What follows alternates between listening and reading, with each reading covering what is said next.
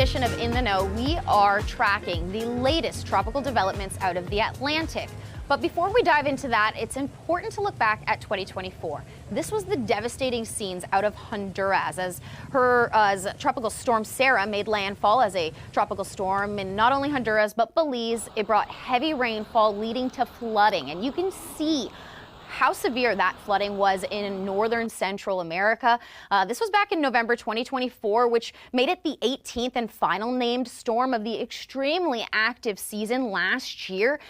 This actually resulted in about 9 fatalities. Now, when we look at the 2025 season, though, in contrast, it's been fairly quiet this year so far, but all eyes on the Atlantic right now as we could potentially see the first named storm out of the Caribbean for this year. That would be tropical storm or, depending, Hurricane Melissa. Now the question is, will this develop into anything more severe? Here to dive into the track is meteorologist Nadine Powell. Nadine, this season though, it's been quite quiet compared to last year at least, right?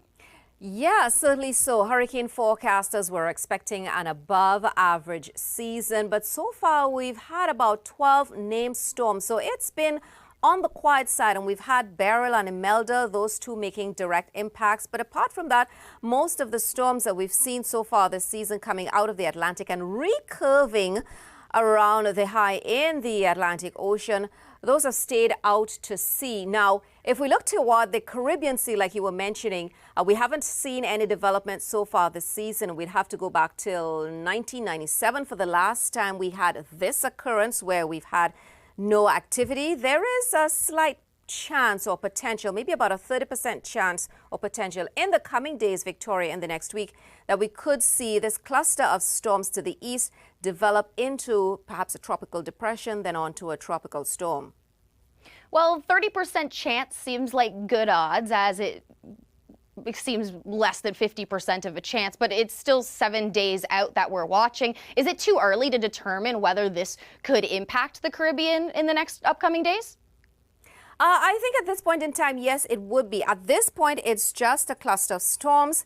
It will be moving into a more favorable environment, but we'll be watching to see how it taps into those ingredients and develop circulation. And then from there, we can perhaps use computer models to determine exactly the perhaps track and the intensity moving forward once it develops into perhaps a depression or tropical storm. But typically coming down later on in the season, Victoria, the Caribbean Sea, the Gulf of Mexico, they tend to be prime areas for development because the ocean waters, the sea surface temperatures are typically quite warm at this point. And you can see, Victoria, it is like a bathtub.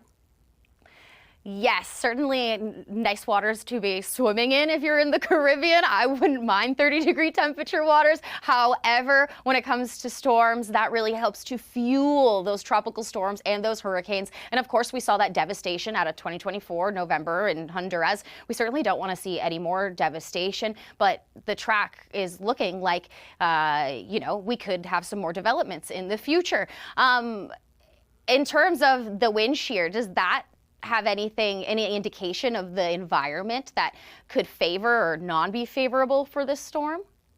Yeah, we are looking at potentially this area of thunderstorms moving into a more favorable environment with a lower shear. That will help the storm to perhaps become better organized. So we'll watch to see in the coming days how it operates in the Caribbean Sea.